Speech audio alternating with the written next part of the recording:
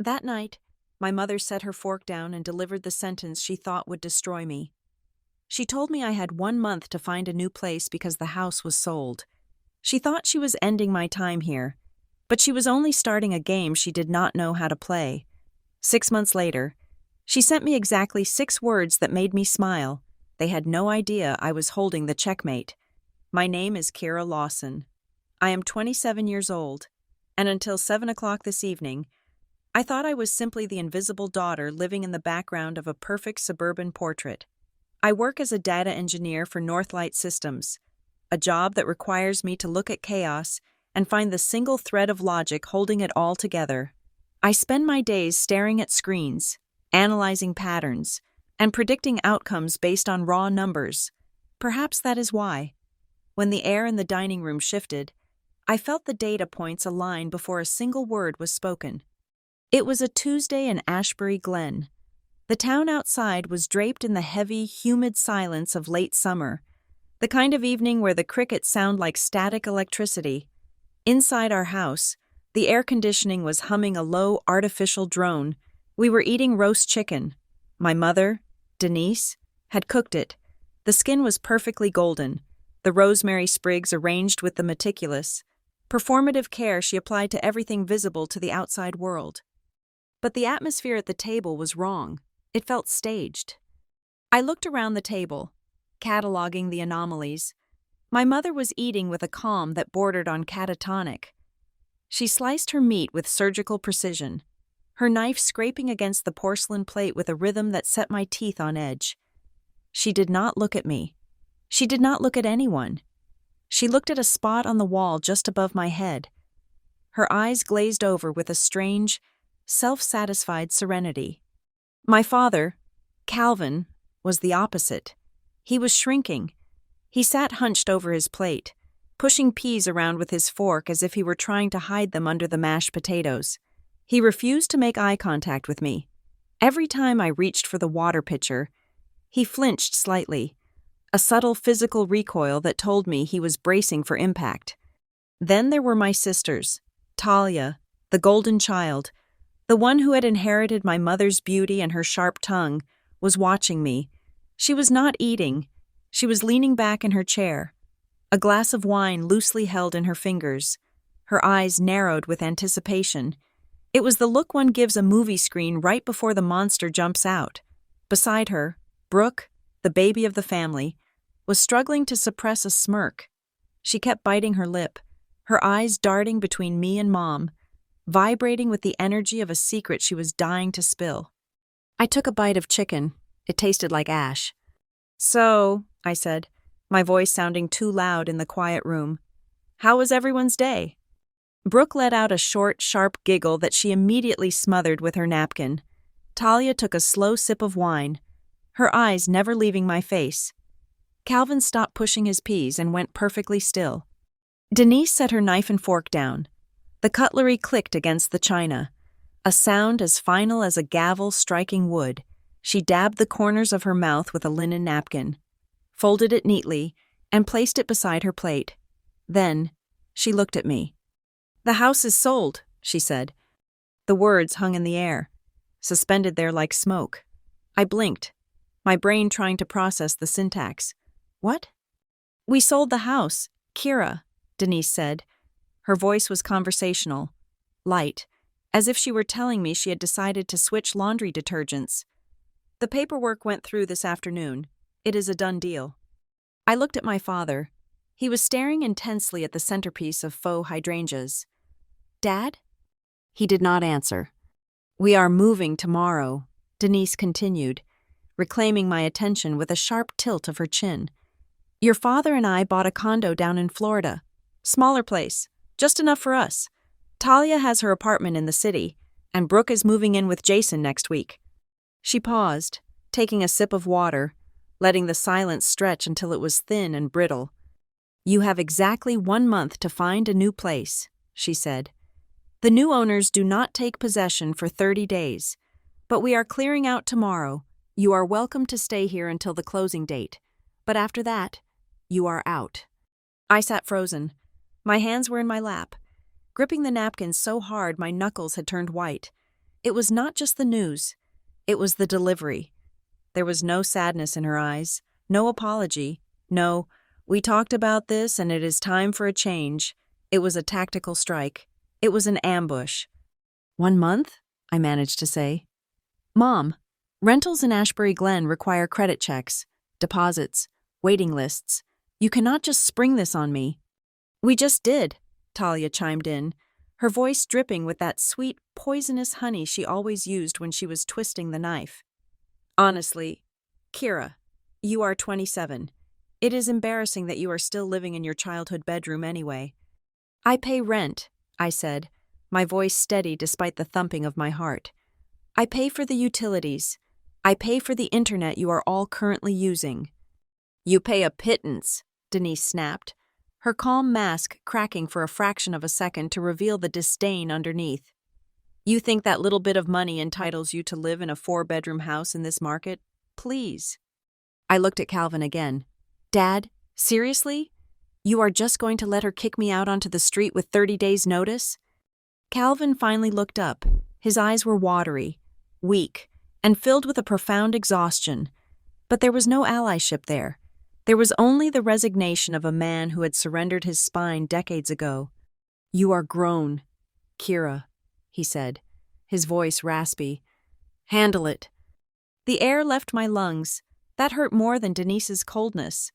Denise was a shark. I expected her to bite, but my father had always been the neutral party, the Switzerland of our family wars. To hear him dismiss my livelihood, my safety, with 4 mumbled words, felt like a physical blow to the chest.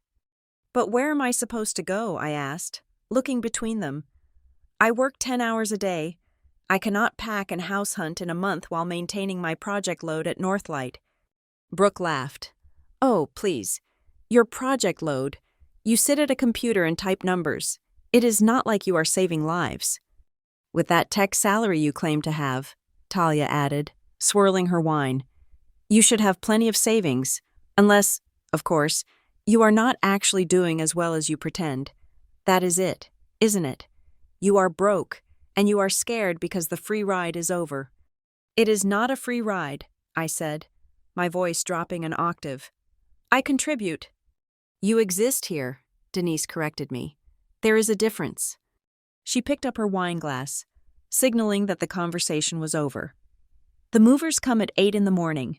Have your things out of the common areas by 7. Anything left in the living room or kitchen gets donated or trashed. I want this place empty of clutter when we hand over the keys." I looked at them, really looked at them.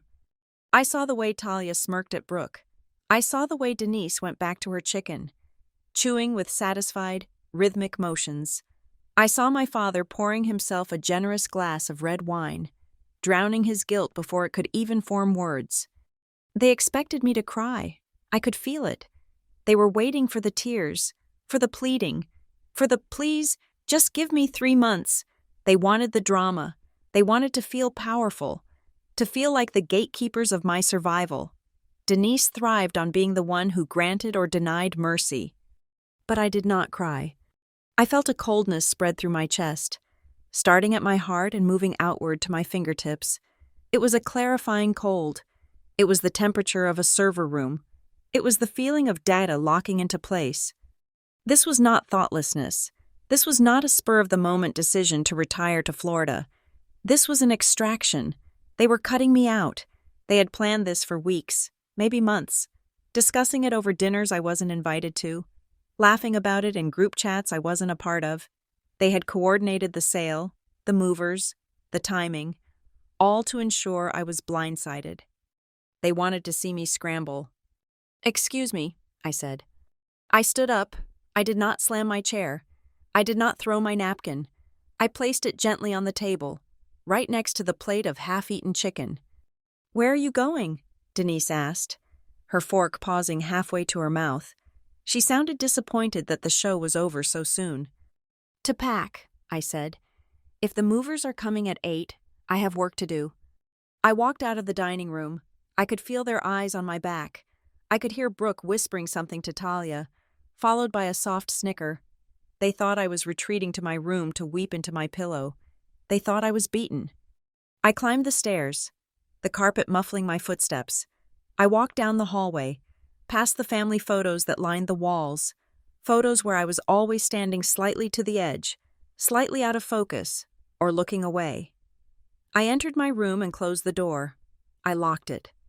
I leaned back against the wood, breathing in the scent of the room, old paper, lavender laundry detergent, and the metallic tang of electronics. This had been my sanctuary. Now, it was just a room in a house that had been sold out from under me.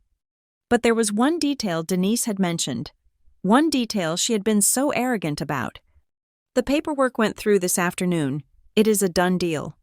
She was so confident, she thought the system was a blunt instrument she could use to bludgeon me. She didn't realize that for people like me, the system was not a weapon, it was an instrument. I walked over to my desk. My setup was modest, deceptively simple. 2 monitors, a mechanical keyboard, a black laptop that looked like a standard corporate issue. I sat down and woke the machine. The screens flared to life, casting a blue glow over my face. I typed in my password. My fingers flew across the keys, a familiar, comforting rhythm. I navigated through my file directory. I bypassed the work folders, the photos, the tax documents. I went to a folder I had created 2 months ago. It was buried deep in a subdirectory, labeled with a boring, generic name that no one would ever look twice at. I clicked on the folder named Escrow. Inside were 27 PDF files, purchase agreements, inspection reports, bank transfer confirmations, title insurance documents, and right at the top, a digitally signed closing statement dated for 3 o'clock this afternoon. I opened the document. I scrolled down past the legal jargon, past the property description of the house at 42 Maple Drive, Ashbury Glen. I scrolled to the bottom of the page, where the signatures were. There was my mother's signature, Denise Lawson. There was my father's signature, Calvin Lawson. And on the other side, under the line for buyer, was the signature of the authorized representative for Hollow Creek Holdings, LLC. I stared at the screen. The blue light reflected in my eyes. Downstairs, I could hear them laughing. The tension had broken. They were celebrating their victory. They were celebrating getting rid of the burden. They were celebrating the money they thought they had just made. They had no idea. I traced the name of the LLC on the screen with my finger. 1 month, I whispered to the empty room. You gave me 1 month. I closed the file, but I did not close the laptop. I sat there, listening to the muffled sounds of my family destroying themselves, and I felt a smile touch my lips. It was not a happy smile. It was sharp and cold and dangerous. Okay, I said softly, let's play by the rules. I have always been the gray noise in a house full of loud frequencies, in the architecture of the Lawson family. I was not a pillar or a window. I was the drywall, necessary for the structure to hold together, perhaps, but ultimately meant to be covered up, painted over, and ignored until someone punched a hole in it. To understand why I sat in my room that night with a signed deed in a hidden folder, staring at the digital proof of my ownership while my family celebrated my eviction downstairs, you have to understand the specific ecosystem of my mother's love. Denise Lawson did not rule with an iron fist. That would have been too messy, too loud. She ruled with a thermostat. She adjusted the emotional temperature of the room until we were all either shivering or sweating, desperate for her approval to bring us back to a comfortable baseline. Talia was the trophy. She was the one Mom put on the shelf. When Talia won a debate tournament or got a promotion at her marketing firm, the whole house lit up. Her victories were family victories. Brooke, on the other hand, was the pet. She was chaotic, messy, and perpetually in need of rescue, which made her Mom's favorite project. Mom loved to fix Brooke, to bail her out, to sigh dramatically about how much Brooke needed her. It validated Mom's role as the matriarch. And then there was me, Kira, the middle distance. I learned early on that the safest way to exist in that house was to be cost neutral. Do not cost them money, do not cost them time, and do not cost them emotional energy. If I fell off my bike, I washed the scrape myself. If I struggled with math, I stayed up until 2 in the morning reading forums online until I understood it. I became an expert in self-sufficiency not out of pride, but out of a desperate need to avoid being a burden.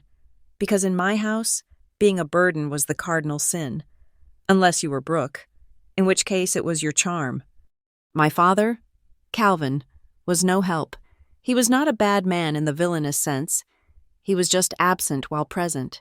He had perfected the art of looking at you without seeing you. He treated family conflicts like bad weather, something to simply endure until it passed. If Mom was the cold wind, Dad was the tree that bent whichever way she blew. He never defended me because defending me would require him to stand upright against her, and his spine had calcified into a permanent slump years ago. The irony is that my career, the very thing that allowed me to buy the house out from under them, started because they thought I was wasting my life. I remember buying my first laptop. I was 19. It was a refurbished brick of a machine that sounded like a jet engine when it booted up. I had saved for 6 months, bagging groceries and walking dogs, to buy it for $300 from a guy on Craigslist. When I brought it home, Denise looked at it with a curled lip. "More screens," she had said, shaking her head as she chopped vegetables. "You are going to ruin your eyes, Kira. And for what? To play games?" She never asked what I was doing. She never asked about the code scrolling down the black terminal windows. She saw a girl in a hoodie, hunched over a glowing screen in the dark, and categorized it as laziness. To her, work looked like what Talia did. Wearing a suit, talking on the phone, looking busy. My work was silent, mental, and invisible. So I let them believe it. I let them believe I was just messing around on the internet. When I got my first contract job fixing a database for a local logistics company, I did not tell them. I just used the money to pay for my own textbooks. When I landed the junior engineer role at Northlight Systems, I told them I got a data entry job.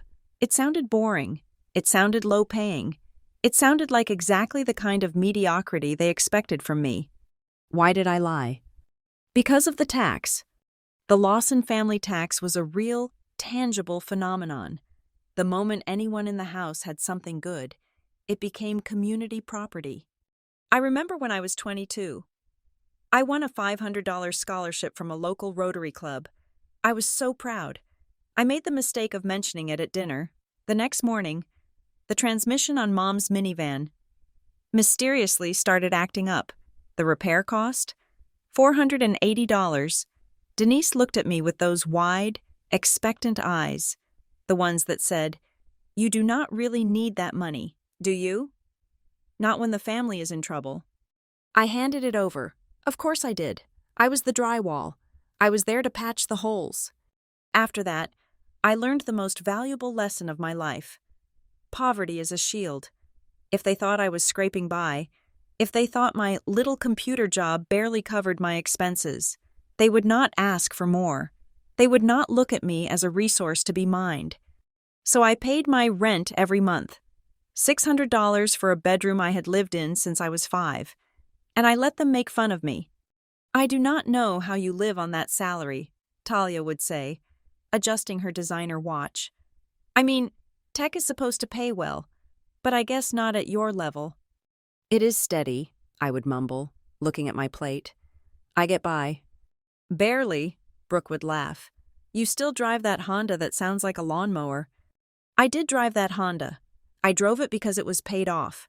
I drove it because every month I wasn't making a car payment was another month I was funneling $3,000 into a high-yield savings account they didn't know existed.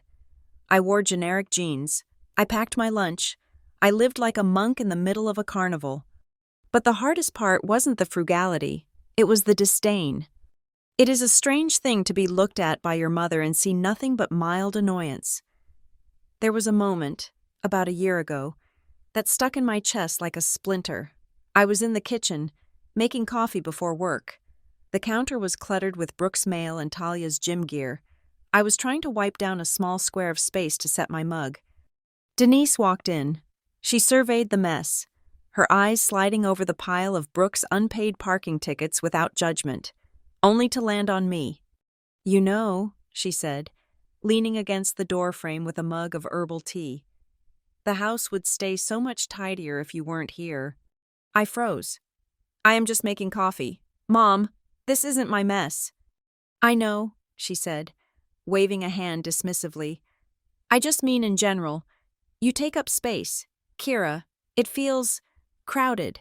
Sometimes I think about how nice and streamlined it would be if it were just your father and me. Maybe Brooke for a while. But you are just kind of lingering, aren't you? She laughed after she said it, as if it were a joke. I am kidding, obviously. Do not be so sensitive. But she wasn't kidding. I saw it in her face. She looked at me and she saw clutter. She saw an object that had outlived its usefulness. I was 26 at the time, and in her mind, I was a failure to launch. A piece of furniture that no longer matched the decor she wanted for her life. That was the day I opened the separate bank account. That was the day I realized that my presence here wasn't a relationship. It was a lease that could be terminated at any moment. She thought I was lingering? Fine, I would linger, but I would not be a tenant. I started auditing the house, not physically, but financially. I knew they were struggling. I could hear the hushed arguments between Dad and Mom about credit card bills. I saw the late notices they thought they hid in the recycling bin. They were asset-rich, but cash-poor, trying to maintain the image of the wealthy suburban family while the foundation rotted away. When I saw the listing for the house online 2 months ago, I wasn't surprised. Hurt, yes. Gutted, absolutely, but not surprised. The photos on the real estate website were a masterpiece of erasure. They had staged the house to look like I didn't exist. My bedroom, which was usually full of my books and my server rack, had been cleared out in the photos. They must have moved my things while I was at work, taken the picture, and put everything back before I came home. In the photo, it was a guest room, with a generic vase of flowers and a bedspread I had never seen before. They had erased me before they even sold the place. That was when the sadness evaporated and the cold logic took over. I realized then that my policy of silence had been my greatest strategic advantage. They thought I was broke. They thought I was a pushover. They thought I was stupid. They did not know I was the lead engineer on a project at Northlight that had just been acquired for a significant sum. They did not know that my little side gigs were actually forensic data audits for boutique law firms, paying $300 an hour. They did not know that the escrow folder on my laptop contained enough liquidity to buy this house twice over. They thought they were the only ones with secrets. I sat in the dark of my room, listening to the silence of the house. Down the hall, I heard Mom telling Brooke that she would help her pack her shoes in the morning. The tenderness in her voice was palpable. It was a frequency I had never been tuned into. "You are out," she had said at dinner. She wanted me gone so the house would be tidy. She wanted to sell the structure of our family to strangers and move on to a sunny retirement, leaving me behind like a bag of trash on the curb. I looked at the glowing screen of my laptop again. I opened the banking portal for Hollow Creek Holdings, LLC. The balance was significantly lower today than it had been yesterday. That was because the wire transfer had cleared. I had not just bought a house, I had bought a fortress. And the best part was, I had bought it with the money they were convinced I didn't have, using the intelligence they were convinced I lacked. I turned off the lamp. I did not need the light. I knew the layout of this room in the dark. I knew where the floorboards creaked. I knew where the drafts came in. Tomorrow, they would leave. They would pack their boxes and drive away, thinking they had won. They would leave me here in the empty shell of a home, expecting me to panic, to scramble, to fail. They were right about one thing. I was going to be the only one left here. But they were wrong about whose house it was. I pulled the duvet up to my chin. For the first time in 27 years, I didn't feel like a guest in my own home. I closed my eyes and let the rhythm of the house settle around me. It wasn't hostile anymore. It was mine. "Good night, Mom," I whispered into the dark. "See you in 6 months." It started with a glitch in the algorithm. Or rather, it started because I trust algorithms more than I trust people. 2 months before the dinner where my mother tried to evict me, I was sitting at my desk at Northlight Systems, running a standard scraping script for a side project. I was building a data set on local real estate trends for a client who wanted to predict gentrification patterns in the tri-state area. I had the code set to pull every new listing in Ashbury Glen within the last 48 hours, filtering for square footage and lot size. I was sipping cold coffee, watching the lines of data scroll by on my second monitor, when a familiar set of coordinates flashed across the screen. Latitude 41.2, longitude 73.8. I froze. I knew those numbers. I typed them into my GPS every single day to get home. I stopped the script. I manually opened the real estate aggregator website and typed in the address, my fingers trembling slightly over the keys. 42 Maple Drive. And there it was. Coming soon.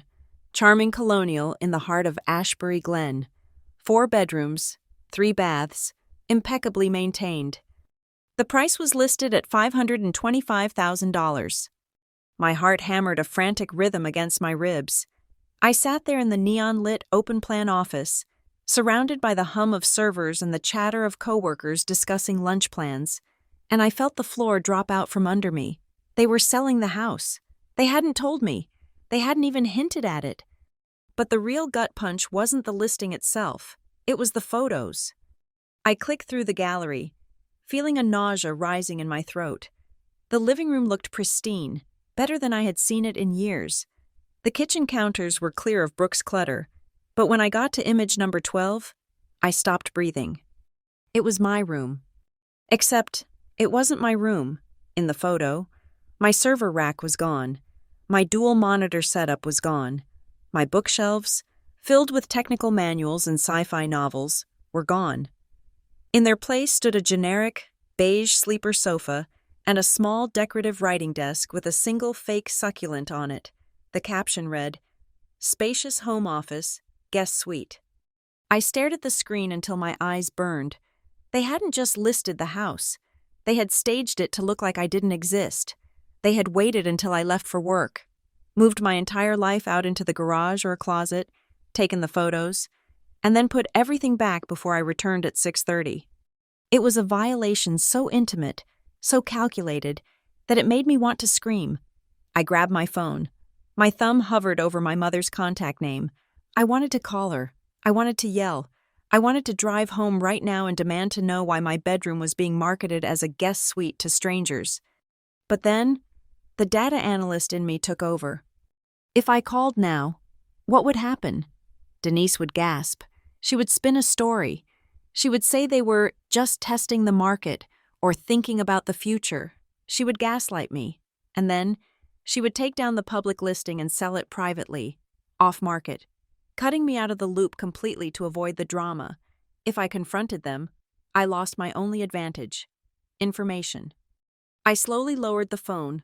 I took a breath. I closed the tab, but not before saving the entire page as a PDF. "Okay," I whispered to myself. "You want to treat me like a tenant? I will act like a buyer." For the next week, I became a ghost in my own home. I came home at my usual time. I ate dinner with them. I listened to Brooke complain about her boyfriend and Dad complain about his golf swing. I watched Mom wipe down the counters, acting for all the world like a woman who wasn't plotting to uproot her daughter's life. Every morning, after I left for work, I checked the digital logs of our smart lock system, a system I had installed and paid for, which they conveniently forgot I had administrative access to. Tuesday, 10 in the morning, access granted. Realtor box. Thursday, 11:30 in the morning, access granted. Realtor box. They were showing the house while I was at Northlight. That explained why Mom had been so insistent lately about me keeping my room tidy before I left for the day. She wasn't teaching me discipline. She was prepping the showroom. I needed a plan, and I needed legal armor. I called Marcus. Marcus was a guy I had gone to college with. A brilliant, cynical law student who had pivoted into real estate law because, as he put it, land doesn't lie, only people do. We met at a dive bar 3 towns over, away from any prying eyes in Ashbury Glen. I slid the printed listing across the sticky table. "I need to buy this house," I said. Marcus looked at the listing, then at me. "Kira, this is your house. You live here." My parents are selling it. They don't know that I know, and when they do sell it, they are going to kick me out with zero notice. Marcus let out a low whistle. Cold. So, what? You want to make an offer? Just walk in and say, "Here's the money, Mom?" No, I said, shaking my head. If they know it is me, they won't sell. Or if they do, the price will suddenly go up, or Mom will use it as leverage to control me for the next 20 years. Oh, we gave you such a good deal. Kira, you owe us. I don't want favors. I want a transaction. Marcus took a sip of his beer, his eyes narrowing. You want to do this blind? I want to form an LLC, I said. Something generic. Something that sounds like an investment firm buying up rental properties. I want you to be the face of it. You make the offer. You handle the negotiations. They never see my name until the ink is dry. Marcus grinned. It was a shark's grin. I love it. What do you want to call it? I thought about the creek that ran behind our house, a dry, rocky bed that only filled up when it stormed. It was empty most of the time, just like the promises in my family. Hollow Creek Holdings, I said. Hollow Creek Holdings LLC, Marcus repeated, tapping it into his phone. I can have the papers filed by Friday. But Kira, are you sure you can afford this? 525 is steep, and interest rates are not friendly right now. I have the cash, I said flatly. I have been saving 50% of my income for 5 years, plus the bonuses from the Northlight acquisition. I can put 20% down and cover the closing costs without blinking. Marcus looked at me with a new level of respect. Remind me never to piss you off. Just get the paperwork ready, I said. I want to be ready to strike the second they think they have a bite.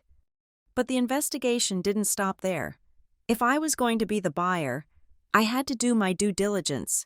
I couldn't rely on the seller's disclosures because the seller was my mother, and honesty was not her strong suit when money was involved. I started digging into the public records. I pulled the permit history for the house. I checked the tax assessments. And then, I found the smoking gun. 3 years ago, we had a bad winter. An ice dam had formed on the roof, causing a massive leak in the master bedroom. I remembered it clearly because Dad had panicked and Mom had spent weeks complaining about the smell of damp drywall. They had hired a company, Apex Roofing, to fix it. I pulled the county clerk's records for liens against the property. There it was, a mechanic's lien filed by Apex Roofing.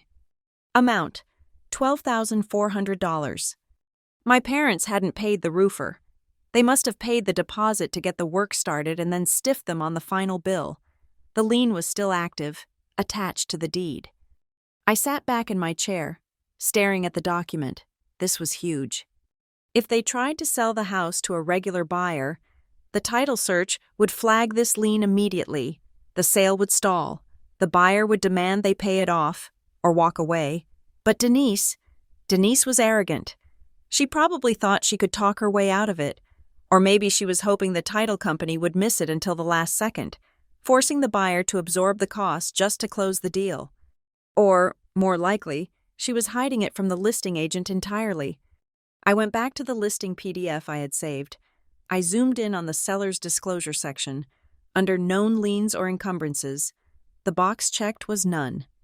Gotcha, I whispered. This wasn't just a debt. It was fraud. If I wanted to, I could blow the whole sale up right now. I could report the undisclosed lien to the agency. I could confront them. But that wouldn't get me the house. I needed to use this. I called Marcus back. Add a clause to our offer. I told him. We will accept the property as is, subject to a fast title review, and tell them we are willing to close in 30 days if they accept a slightly lower offer to account for potential repairs. You know something, Marcus said. I know there is a $12,000 hole in their profit margin that they are trying to hide, I said. When your title guy discovers it, we won't demand they fix it. We will just deduct it from the sale price and handle it ourselves. Mom will be so relieved she doesn't have to write a check to the roofer. She's stiffed that she will sign anything. It was perfect. It played right into Denise's psychology. She hated paying debts, but she loved avoiding consequences. By offering to take the problem off her hands, I wasn't just a buyer, I was a savior she would never recognize. I spent the next few weeks moving money around. I transferred funds from my high-yield savings to the new business account Marcus had set up. I signed documents electronically while sitting in my car in the Northlight parking lot. I built the facade of Hollow Creek Holdings brick by brick, creating a legitimate paper trail for a company that existed solely to facilitate my own survival. Every night at dinner, I watched them.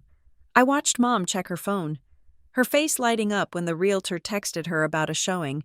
I watched her whisper to Dad about Florida and freedom. "You look tired, Kira," she said one evening, putting a scoop of mashed potatoes on my plate. "Work stressing you out?" "Just a complex project," I said, keeping my voice even. "Lots of moving parts, but I think I am close to a solution." "Well, don't work too hard," she said dismissively.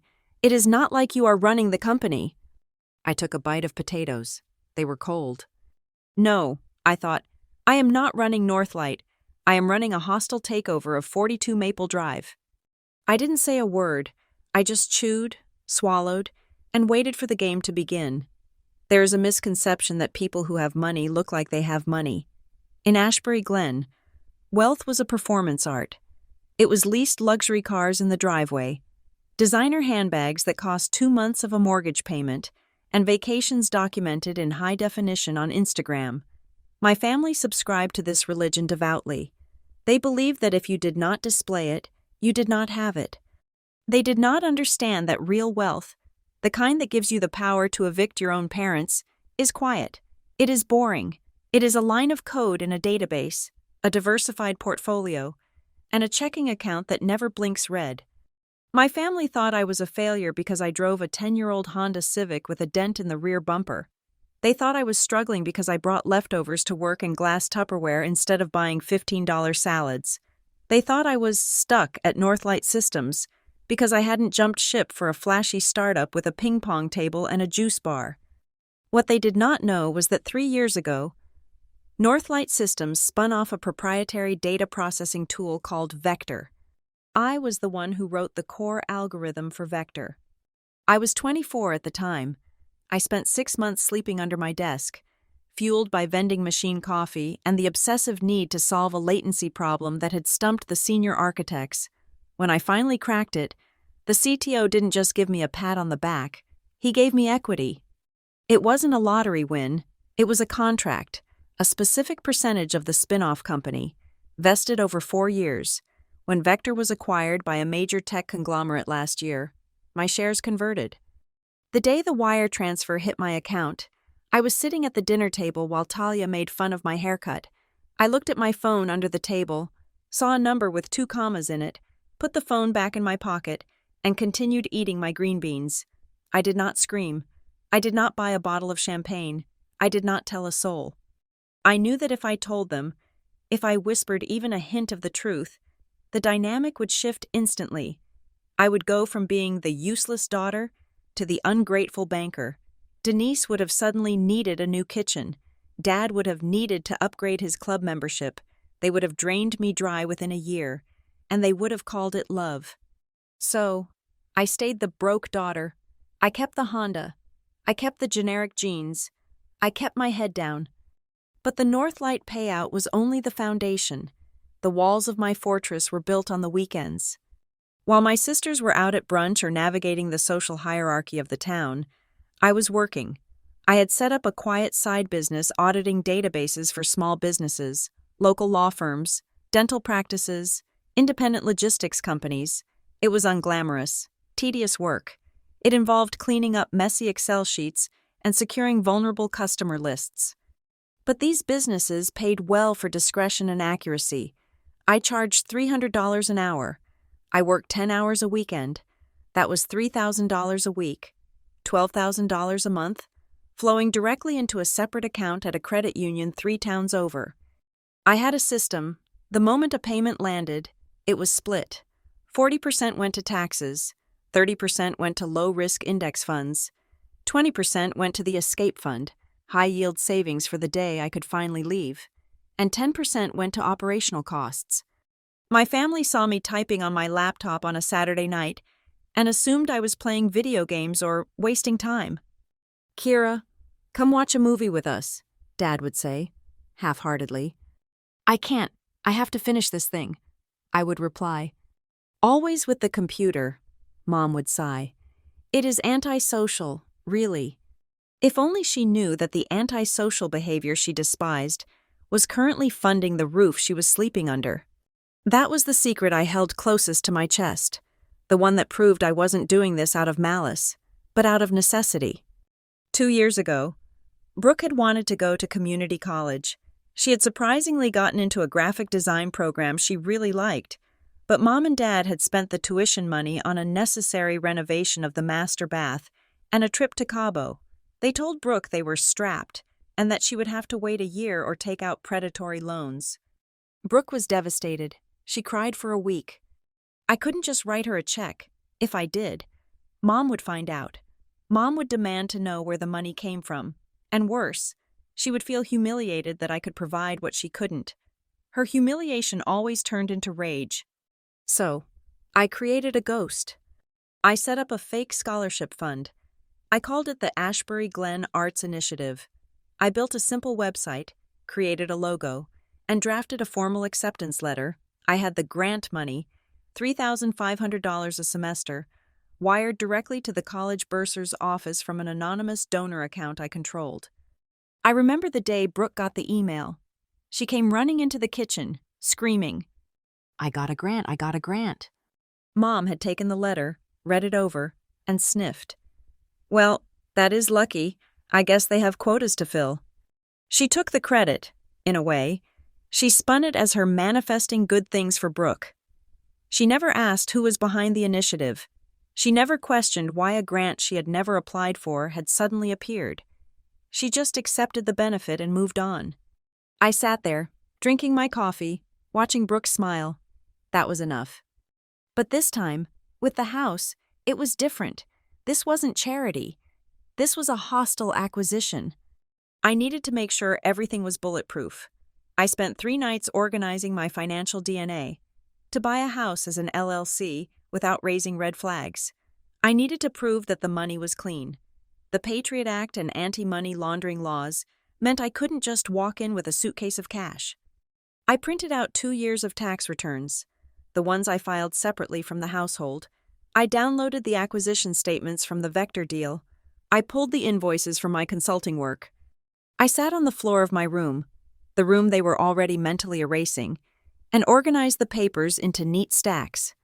Stack 1, proof of funds, enough to buy the house in cash if I wanted to, though I planned to mortgage a portion to keep liquidity. Stack 2, the LLC formation documents for Hollow Creek Holdings. Stack 3, the letter of intent. I chose the LLC route for a specific reason. Ashbury Glen is a small town. The gossips here are more effective than a fiber optic network. If Kira Lawson appeared on a purchase offer, the listing agent would tell her assistant, who would tell her mother, who plays bridge with my mother. The deal would be dead before I signed the first page. Hollow Creek Holdings sounded corporate. It sounded distant. It sounded like a faceless investment group from New York or Boston looking to add a rental property to their portfolio. Mom would hate selling to a corporation.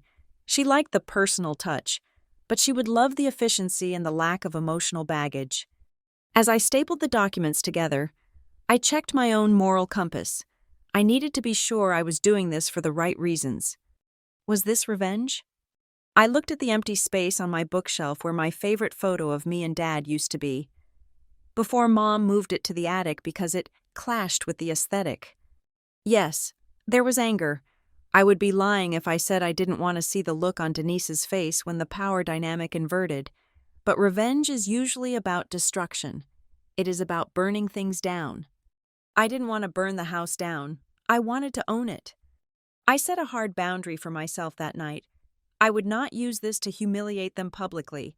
I would not post about it on Facebook.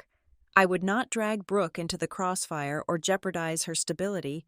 In fact, owning the house meant I could ensure Brooke always had a place to land if her boyfriend kicked her out, something Mom would never guarantee without strings attached.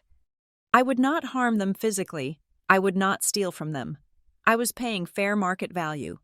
Actually, I was paying their asking price minus the lien they tried to hide.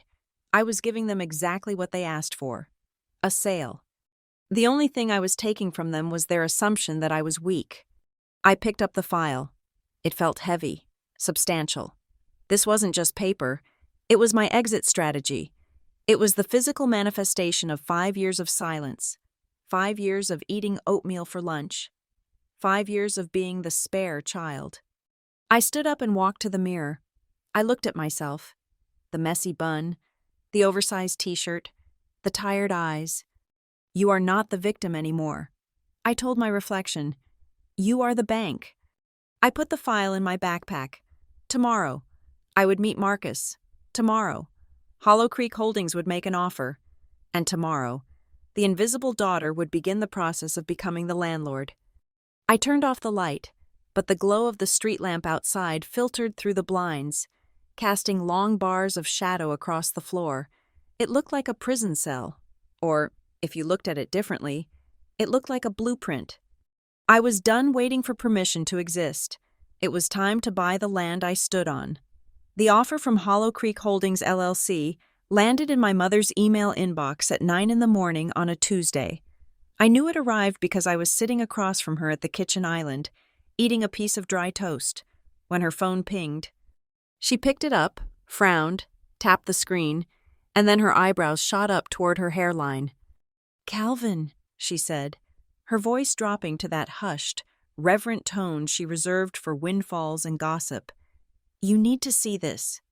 I chewed my toast slowly, keeping my eyes on my laptop screen. I wasn't working. I was watching the read receipt notification on my private server.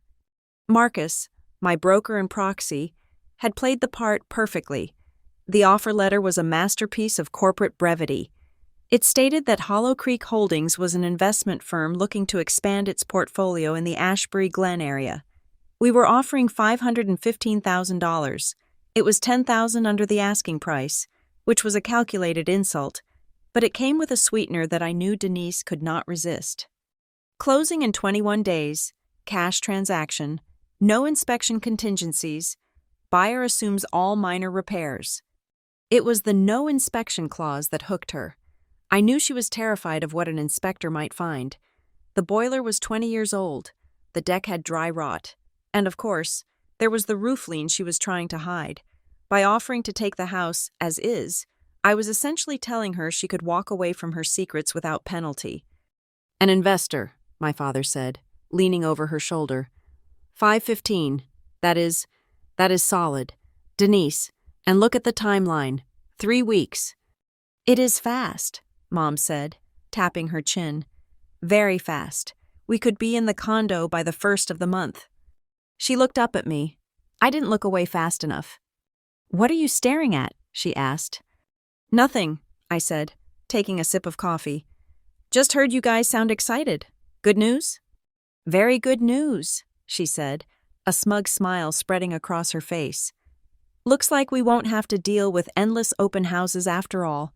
A serious buyer just stepped up." She emphasized the word serious, as if to contrast this faceless corporation with her unserious, lingering daughter. "That is great," I said. "Does that mean I still have a month?"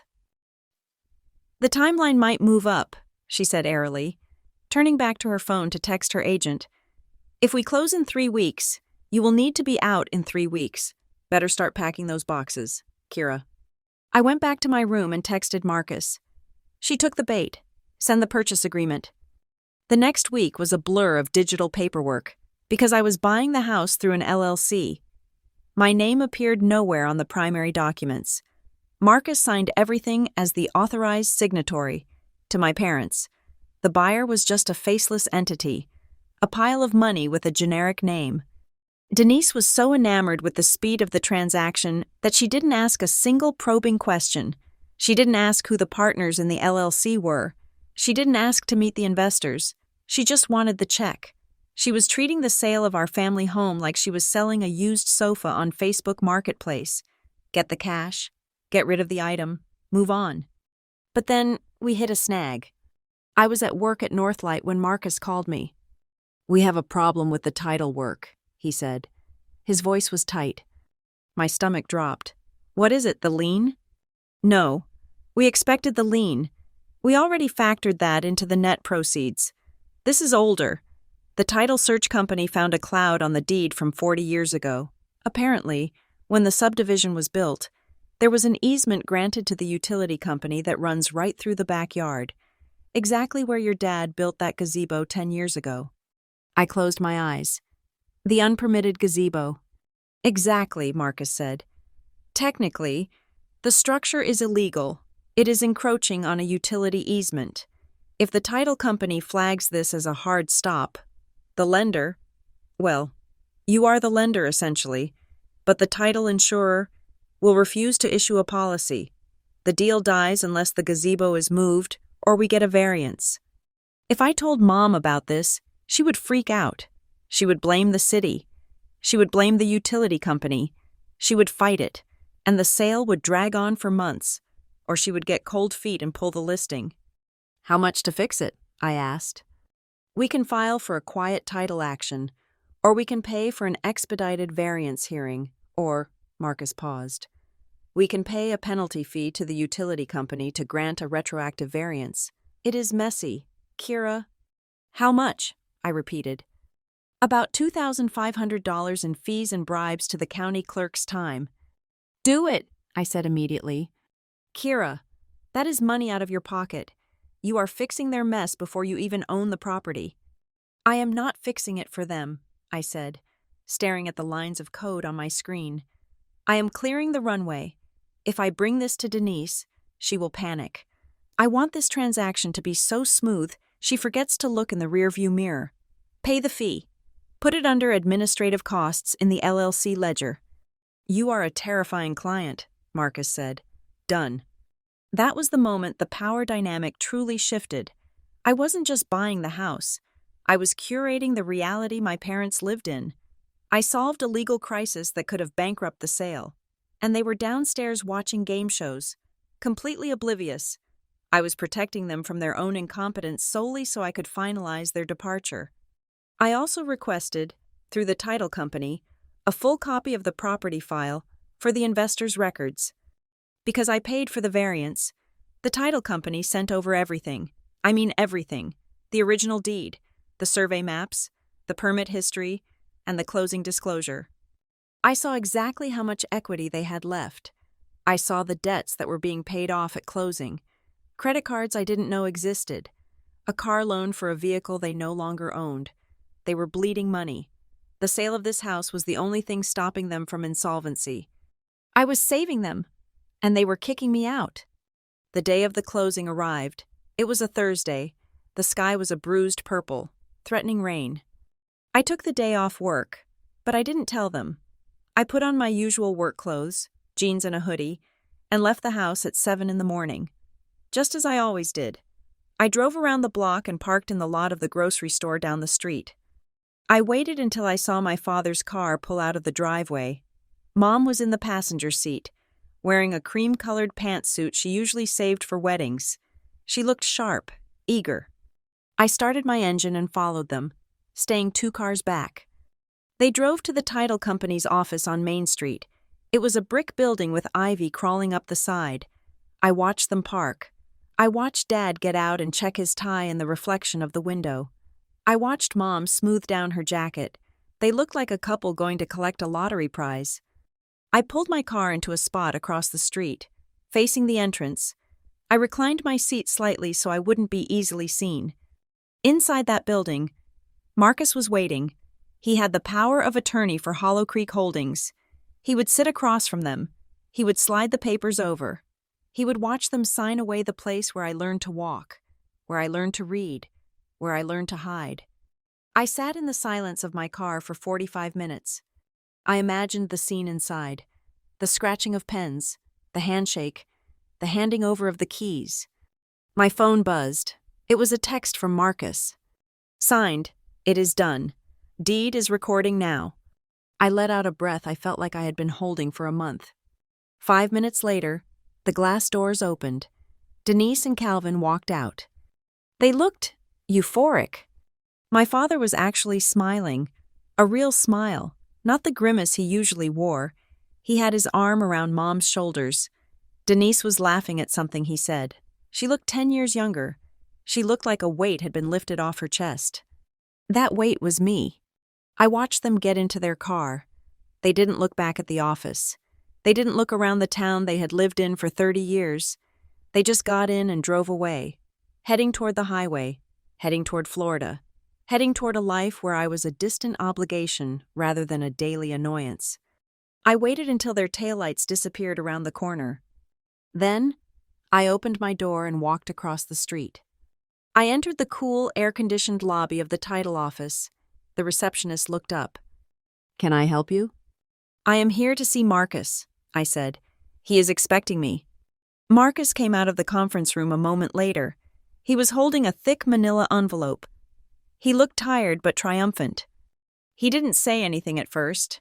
He just walked over to me and held out the envelope. "Congratulations," he said softly. "It is officially recorded. Hollow Creek Holdings is the owner of record." He reached into his pocket and pulled out a small plastic bag. Inside were 3 brass keys: the front door, the back door, the garage. "They left these on the table," Marcus said. "Your mom said, 'Make sure the new owners know the back door sticks in the winter.' She wanted to be helpful." I took the bag. The metal was cold against my palm. "She never told me that," I said. "I lived there for 27 years, and she never once told me how to jiggle the lock. She just complained when I couldn't open it." "Well," Marcus said, "you don't have to jiggle it anymore. You can replace the lock. You can replace the door. You can burn the door if you want to." I looked at the keys. They were the same keys I had used my whole life, but they felt different now. Heavier. "Thanks, Marcus," I said. "Transfer the remainder of the fee to your account." "Already done," he grinned. "Go home, Kira." I walked back to my car. The rain finally started to fall. A light drizzle that turned the asphalt dark. I sat in the driver's seat and put the keys on the dashboard. I looked at the clock. It was 11 in the morning. My parents were probably halfway to the state line by now. They thought they had pulled off the great escape. They thought they had sold the house to a faceless corporation that would turn it into a rental or flip it for a profit. They didn't know that the corporation was currently driving a Honda Civic back to 42 Maple Drive. I started the car. The drive home was short, but it felt like crossing an ocean. When I pulled into the driveway, the house looked the same as it had that morning. The shutters were still painted that slate blue Mom loved. The hydrangeas were still blooming by the porch. But the for sale sign in the yard had a new sticker slapped across it diagonally. Sold. I got out of the car. I didn't go to the side door, the one I usually use to avoid tracking dirt in. I walked straight to the front door, the formal entrance, the guest entrance. I took the key out of the plastic bag. I slid it into the lock. It turned with a satisfying, heavy click. I pushed the door open and stepped onto the foyer tile. The house was quiet. The movers had come 2 days ago and taken the big furniture, the dining table, the master bed, the sofas. The rooms echoed. It smelled of floor cleaner and stale air. I walked into the center of the living room and stood there. "Hello?" I said. My voice bounced off the bare walls. I wasn't the daughter crashing in the spare room anymore. I wasn't the tenant with an expiration date. I took a deep breath, filling my lungs with the air of a house that finally, legally, undeniably belonged to me. "Now," I whispered, a smile breaking across my face that was sharp enough to cut glass. "Now it is my turn." The silence that followed their departure was not peaceful. It was heavy. It was the kind of silence that pressed against your eardrums, a physical weight composed of all the things that had not been said. The moving truck had pulled away at 9 in the morning. I stood on the porch, leaning against the railing, watching the taillights of my father's sedan disappear around the curve of Maple Drive. They did not honk. They did not wave. My mother had rolled down the passenger window just before they backed out. I thought, for a fleeting, foolish second, that she might say something sentimental. Maybe she would tell me to take care of myself. Maybe she would say she would miss the garden. Instead, She adjusted her sunglasses and looked at me with that cool, administrative detachment. "Remember," she said, "the new owners want the keys in 30 days. Do not make a mess of the handover." "I won't," I said. "1 month, Kira," she repeated. "Clock is ticking." Then the window rolled up, severing the connection. I stood there for a long time after the street was empty. The morning sun was hitting the pavement, steaming off the rain from the day before. But I felt cold. There was no hug, no con on Kong, or "Are you okay?" No hesitation. They had driven away from their daughter and their home of 30 years with the casual ease of someone leaving a hotel room. I turned around and walked back inside. The front door clicked shut, and the sound echoed through the hallway. That was the first thing I noticed. The echo. Without the heavy velvet drapes Mom loved, without the overstuffed sofas and the Persian rugs that cost more than my first car, the house was acoustic and raw. I walked into the living room. The hardwood floors were scratched where the movers had dragged the buffet table. The walls were pale yellow, but there were brighter, cleaner rectangles where the family portraits had hung for decades. I traced the outline of one of those rectangles with my finger. That was where the picture of Talia's graduation had been. Next to it was the spot for Brooke's ballet recital. There had never been a picture of me on this wall. My achievements were usually kept in a drawer or on the fridge for a week before being recycled. It was strange to see the house naked. It looked smaller. It looked vulnerable. I walked through the kitchen. The counters were bare. The refrigerator hummed, empty except for my almond milk and a container of leftovers. They had taken everything. The toaster, the coffee maker, even the salt and pepper shakers. They had stripped the place down to the studs of its utility. I realized then that for them, this place had ceased to be a home a long time ago. It was just an asset. It was a container for their stuff. And now that the stuff was gone, the container was meaningless. And because I was part of the container, I was meaningless too. "Okay," I said aloud. My voice sounded thin in the empty room. "Step 1. Secure the perimeter." I wasn't the daughter anymore. I was the property manager for Hollow Creek Holdings. I went to the front door and engaged the deadbolt. Then I went to the back door, the one that stuck, and locked it too. I would replace that door next week. I would get a door that opened smoothly, a door that didn't fight back. I pulled out my phone and opened the utility apps, one by one. I went through the accounts: electricity, water, gas, internet. My parents had already scheduled the disconnects for 30 days from now. They were precise in their abandonment. I canceled their disconnect requests and initiated transfer orders. Name of account holder: Hollow Creek Holdings, LLC. Billing address: P.O. Box 419, Ashbury Glen. It gave me a grim sense of satisfaction to see the names change on the screen. Denise Lawson was deleted. Calvin Lawson was deleted. In the digital infrastructure of the town, they no longer existed at this address. The wires and pipes that fed life into this house now answered to me. I went to the garage and retrieved the small box I had ordered 2 days ago. It was a video doorbell, a simple, wireless model. I didn't install it because I was afraid of burglars. I installed it because I knew my family. They had boundaries like a sieve has water. Even though they had sold the house, even though they had moved to Florida, I knew there was a non-zero chance that one of them, probably Brooke, or maybe Dad sent on an errand by Mom, would show up unannounced before the 30 days were up to check on things or grab something they forgot. I mounted the camera next to the front door, syncing it to my private server. Now, I had eyes. If they came back to haunt the house, I would have the footage. I went back to the kitchen to make tea. I opened the drawer next to the sink. The junk drawer, where every American family keeps batteries, rubber bands, and takeout menus. They had cleared it out.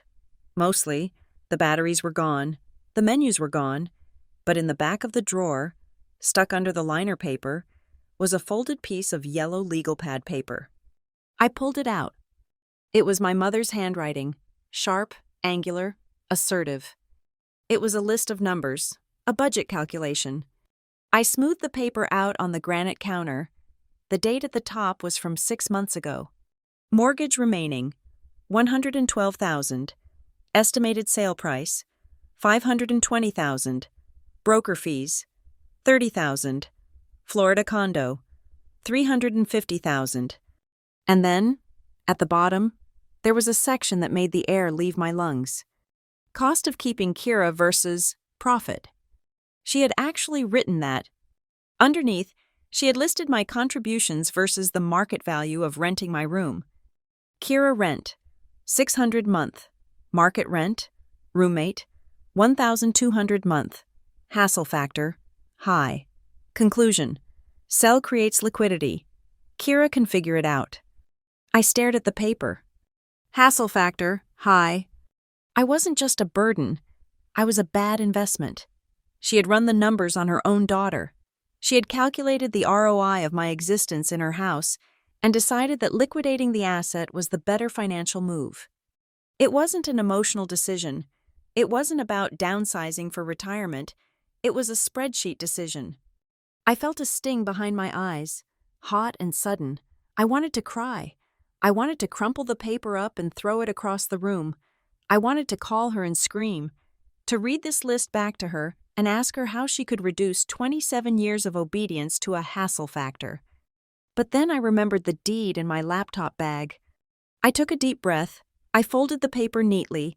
I did not throw it away.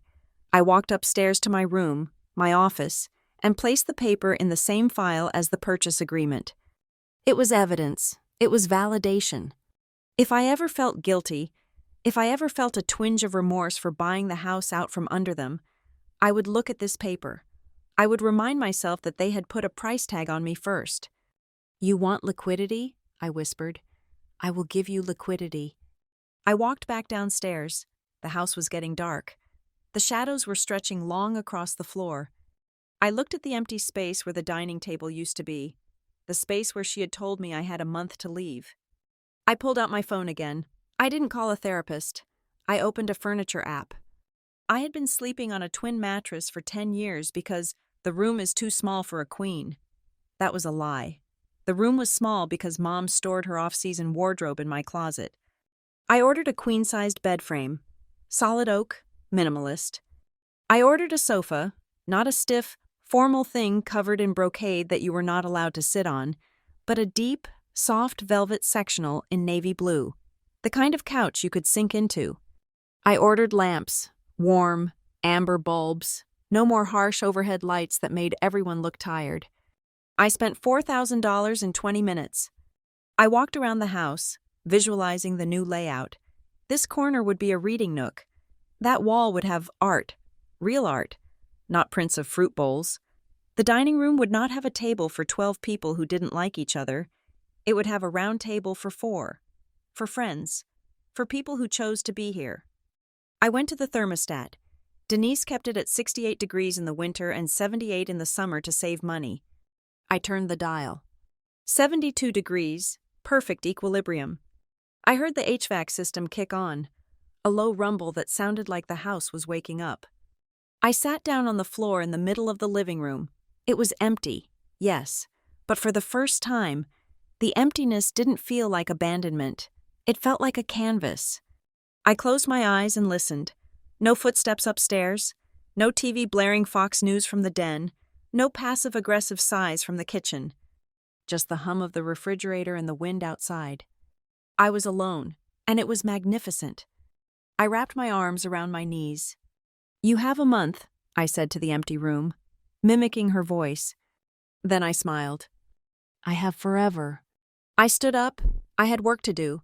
I had to audit the electrical outlets. I had to measure the windows for new blinds. I had to scrub the floors to remove the scuff marks left by their shoes. I would scrub this house clean. I would scrub the memory of their judgment out of the grout. When they came back, and I knew they would come back, because people like Denise always return to the scene of the crime to make sure the victim is still bleeding, they would not find the frightened girl they left behind. They would find the landlord. I walked to the window and looked out at the street. The sun had set. The streetlights were flickering on. Ashbury Glen looked the same as it always did, peaceful and oblivious. No one knew that the girl in the window wasn't a squatter running out the clock. I touched the glass. "Let the games begin," I whispered. The first thing I noticed after 6 months was the sound of the house. For 27 years, I had known this structure as a series of creaks and groans that signaled danger. A footstep on the third stair meant Mom was awake and looking for something to criticize. The slam of a cabinet door meant Dad was hiding from an argument. The silence meant someone was plotting. But after 180 days of being the sole occupant, the sole owner, the house had changed. It didn't groan anymore. It breathed. I established a new routine, one that would have given Denise a migraine. I moved my workstation out of the cramped bedroom and onto the big oak dining table I had bought. I set up my 3 monitors right there in the open, bathed in the morning sunlight that streamed through the bay window. I drank coffee from a mug that didn't match the saucer. I left a book on the sofa overnight and found it there the next morning, exactly where I had left it, not tidied away into a trash bin. I started sleeping through the night. That was the biggest physiological change. For years, I had woken up at 3 a.m, my jaw clenched, my body bracing for an impact that never came. Now, I slept 8 hours, deep, dreamless sleep. My body finally understood that the predator had left the territory. I also discovered that I had neighbors. When I lived here as the invisible daughter, I kept my head down. Mom had always insinuated that the neighbors looked down on us, or that they were nosy, or that we had to maintain a perfect facade to keep them impressed. One Saturday morning, I was planting wildflowers in the front yard, a chaotic, colorful mix that Denise would have hated because it wasn't structured. When Mrs. Gable from next door walked over, she was holding a Tupperware container. "I saw you out here," she said, leaning over the fence. "I made too much lasagna. I thought you might want some." I stood up, wiping dirt from my hands. I expected her to ask where my parents were. I expected the judgment. "That is very kind of you," I said. "You have done a lovely job with the place," she said, looking at the house. "It looks lived in. Your mother always kept the blinds drawn so tight, I thought the place was a museum. It is nice to see the windows open." We talked for 20 minutes. She didn't ask about the sale. She didn't ask why I was still here. She just treated me like an adult, a homeowner, a part of the fabric of the street. I realized then that my isolation hadn't been imposed by the town. It had been a fence built by my mother to keep me in. I was making friends. I was learning to cook things that weren't bland. I was learning that I could walk from the kitchen to the living room without asking permission to exist in the space. But I wasn't naive. I knew this was the eye of the storm. On the console table in the entryway, right next to a bowl where I kept my car keys, lay a thick, navy blue folder. It wasn't hidden. It was right there in plain sight. Inside was the deed, the transfer documents, the certificate of good standing for Hollow Creek Holdings, LLC, the utility transfer confirmations. I called it my in case of fire file, but the fire wouldn't be physical. It would be emotional. I reviewed the documents once a week, running my fingers over the seals, grounding myself in the legal reality of my position. I knew they would come back. You don't amputate a limb without eventually feeling the phantom pain. And they were silent, truly silent. In 6 months, I had not received a single text, no birthday card, no forwarding address request. It was as if they had driven off a cliff. They wanted me to understand that I had been excised. If I hadn't bought the house, if I had actually been kicked out, I would have been homeless and familyless, and they would have slept soundly in Florida. That silence hurt, in a dull, aching way, but it also clarified things. It confirmed that I wasn't a daughter to them. I was a line item they had crossed out. Then came the crack in the facade. It started on social media. I still followed Talia and Brooke, though I never liked or commented on their posts. I was a ghost observer. For the first 3 months, their feeds were a barrage of Florida life, new beginnings, and beach selfies. It looked perfect. It looked expensive. But around month 5, the tone shifted. Talia posted a story on Instagram. She was sitting on a balcony that overlooked a parking lot, not the ocean. The caption was a complaint about HOA Nazis and hidden fees. I zoomed in on the background. Through the sliding glass door behind her, I could see my parents. They were sitting at a small table, and the body language was tense. Dad had his head in his hands. Mom was pacing, holding a stack of papers. A week later, Brooke posted a TikTok rant about how finding a job in this town is impossible, and how she had to sell her designer bag to pay for a car repair. I sat in my living room, and analyzed the data points. They had sold the house for $515,000. After the mortgage payoff, the broker fees, the closing costs, and the moving expenses, they probably walked away with $350,000 in cash. That sounds like a lot, but Denise had a taste for luxury, and Dad had no spine to say no. They had bought a condo that likely had high association fees. They had bought new furniture. They had probably taken a few celebratory trips. And the market was turning. Inflation was eating at their nest egg. I didn't feel happy seeing them struggle. I didn't feel a rush of sadistic glee. I just felt a cold mathematical certainty. They had burned through the liquidity they sacrificed me to get. They were running out of runway. And when people like Denise run out of runway, they look for a place to crash land. It was a Tuesday afternoon in late October. The leaves in Ashbury Glen were turning a brilliant, burning orange. I was working on a code patch for a client, typing rhythmically on my mechanical keyboard, the sound filling the quiet room. My phone, sitting face up on the desk, vibrated. I stopped typing. I looked at the screen. The name Mom was glowing against the black background. My heart did a strange, painful flip in my chest.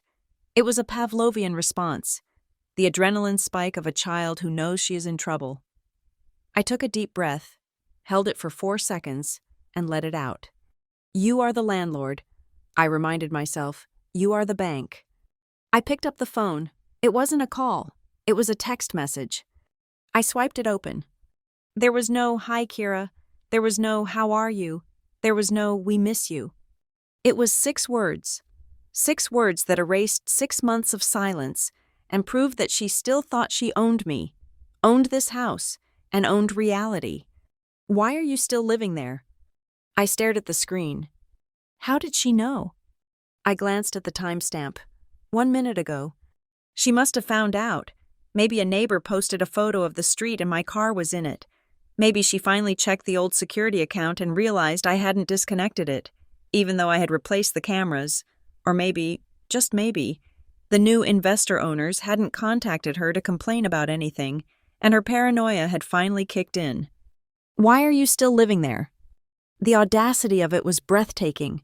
She thought I was squatting. She thought I was defying her order. She thought I was a cockroach she had forgotten to crush. I didn't type back immediately. I stood up and walked to the window. The sun was setting, casting long shadows across the lawn I had planted. I thought about the hassle factor note in the drawer. I thought about the empty timeline on my birthday. I thought about the way she looked at me when she rolled up the car window. She wanted to know why I was still here. I smiled. It wasn't a nice smile. It was the smile of a chess player who sees the other person moving their queen into a trap. I went back to my desk. I didn't reply to the text. Instead, I opened my email client. I drafted a message to Marcus. Subject: prepare the file. Body: they made contact. Stand by. I put the phone back down. Let her wait. Let her stew. Let her wonder why the daughter who always jumped when she snapped her fingers was suddenly silent. The silence was mine now, and I was going to use it as a weapon. I went to the kitchen and poured myself a glass of wine. I sat on my velvet sofa, put my feet up on the coffee table, something that was strictly forbidden 6 months ago, and watched the dust motes dance in the last light of the day. The game had entered the second half, and she had no idea she was playing on my home court. The text message glowed on my screen like a warning flare. Why are you still there? It was not a question born of maternal worry. There was no, "Are you okay?" or "We heard something concerning." It was the sharp, clipped tone of a manager realizing an employee had missed a shift. Denise was not afraid for my safety. She was afraid for her liability. She assumed that the new owners, The faceless investors of Hollow Creek Holdings had contacted her, or perhaps a neighbor had gossiped, or maybe she had simply checked the smart meter data and realized the house was consuming energy like a fully operational home, not a vacant property. I looked at the phone, sitting on my new oak coffee table. I could picture her in that cramped Florida condo, her knuckles white as she gripped her phone, pacing the floor. She was probably imagining a lawsuit. She was imagining the investors demanding their money back because her obstinate failure of a daughter refused to vacate the premises. I did not type a reply. I simply turned the phone over, face down. The silence I offered them was a vacuum, and they rushed to fill it with panic. 10 minutes later, the first call came. It was Denise. I let it ring. 15 minutes later, Dad called. I let it ring. Then came Talia. Then Brooke. By evening, my phone had logged 23 missed calls and a barrage of text messages that ranged from furious to frantic. Pick up the phone. Kira, if you are squatting, they will call the police. You are going to get us sued. Dad is having palpitations. Answer me. I read them all while drinking tea on my velvet sofa. I felt a strange detachment, like I was watching a reality show about a dysfunctional family that I used to know. They were terrified, but their terror was entirely selfish. They weren't worried that I was homeless. They were worried I was costing them money. I went to bed early that night. I slept soundly. I let them stew for 2 full days. I knew exactly how long the drive from Florida took. If they left immediately after realizing I wasn't responding, they would arrive on Saturday morning. And right on schedule, at 9:15 on Saturday morning, the gravel in the driveway crunched. I was in the kitchen, making pour-over coffee. The morning light was filtering through the sheer linen curtains I had installed last month. The house smelled of roasted coffee beans and fresh beeswax polish, a far cry from the chemical lemon scent Denise favored. I heard the car doors slam. Not 1 door, but 4. They had all come. It was a full tactical deployment. I pulled up the feed from the video doorbell on my phone. There they were, distorted by the fisheye lens. They looked aggressive and small. Denise was wearing a travel-wrinkled linen suit, her face set in a mask of grim determination. Calvin looked exhausted. His shoulders slumped. Talia was checking her makeup in the reflection of the front window, and Brooke looked bored, scrolling on her phone. They didn't knock. They didn't ring the bell. I heard the scratch of a key in the lock. My mother was trying to let herself in. She jiggled the handle, then she shoved the door with her shoulder. Then she tried the key again. She didn't know I had changed the locks the day after they left. The key she had, the key she thought gave her eternal access to my life, was just a useless piece of jagged metal. Damn it, I heard her say through the door. She changed the locks. That little... I put my phone down. I smoothed the front of my oversized cashmere sweater, another purchase I never would have made when I was broke. I took a deep breath. I walked to the front door. I unlocked the deadbolt. The sound was loud, a heavy thunk that silenced the muttering on the porch. I opened the door. For a second, nobody moved. The air between us was thick with the humidity of the morning and the heat of their anger. "Hello," I said. My voice was calm, level. Denise didn't say hello. She didn't look at my face. She looked past me, trying to see into the hallway, her eyes hunting for the evidence of my failure. "Move," she said. She pushed past me. She didn't ask to come in. She didn't wait for an invitation. She simply assumed that her presence superseded any boundary I could possibly erect. It was a reflex, a muscle memory of dominance.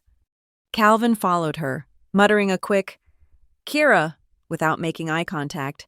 Talia and Brooke brushed past me like I was the doorman at a club they were eager to enter. I didn't stop them. I stepped back and let them flow into the foyer. I wanted them to see. Denise marched down the hallway, her heels clicking on the hardwood floor. "Kira, do you have any idea the trouble you are in? If the owners find out you are still..." She stopped. She had reached the archway of the living room. The sentence died in her throat. Behind her, the rest of the family piled up like a car crash. Calvin bumped into Denise. Talia gasped. Brooke looked up from her phone. The living room was not the room they had left. Gone were the stiff, beige sofas that looked like they belonged in a dentist's waiting room. Gone were the heavy, dusty drapes that blocked out the sun. Gone were the generic prints of lighthouses and fruit bowls. In their place sat my navy blue velvet sectional, deep and inviting, arranged to face the fireplace, not the television. A large, abstract canvas dominated the main wall, its colors vibrant and bold. A hand-woven rug with a geometric pattern covered the floor. The lighting was soft, warm, diffused by the new lamps I had placed in the corners. The room didn't look like a place where people were afraid to touch things. It looked like a home. It looked sophisticated. It looked expensive. "What?" Denise started, but she couldn't finish. She turned in a slow circle, her eyes wide, processing the visual data that refused to align with her reality. She looked at the credenza, mid-century modern, walnut. She looked at the thriving fiddle-leaf fig tree by the window. Brooke stepped forward, her mouth slightly open. "Whoa," she whispered. Is that a projector?" She pointed to the sleek 4K projector I had mounted on the ceiling, replacing the clunky ceiling fan that used to wobble threateningly. "Yeah," Brooke said, walking over to the sofa and running her hand along the velvet back. "This is nice, like, really nice. Mom, why didn't we have stuff like this?" "Don't touch it," Denise snapped, her voice shrill. "Brooke, get away from there!" Talia was standing by the bookshelf. I had filled it not just with my technical manuals, but with novels, art books, and vinyl records. She pulled a book out, looked at it, and shoved it back. She looked confused, as if she had walked into the wrong house. "Kira," Talia said, turning to me with a frown. "Whose stuff is this? Are you subletting from the new owners? Did they stage the place?" That was the only logic they could grasp. In their minds, I was incapable of creating this. I was the drywall, remember? I was the background. I couldn't be the curator. Calvin was the last to react. He was standing near the entrance to the kitchen. He looked at the walls, which I had repainted a soft, creamy white to cover the scuffs.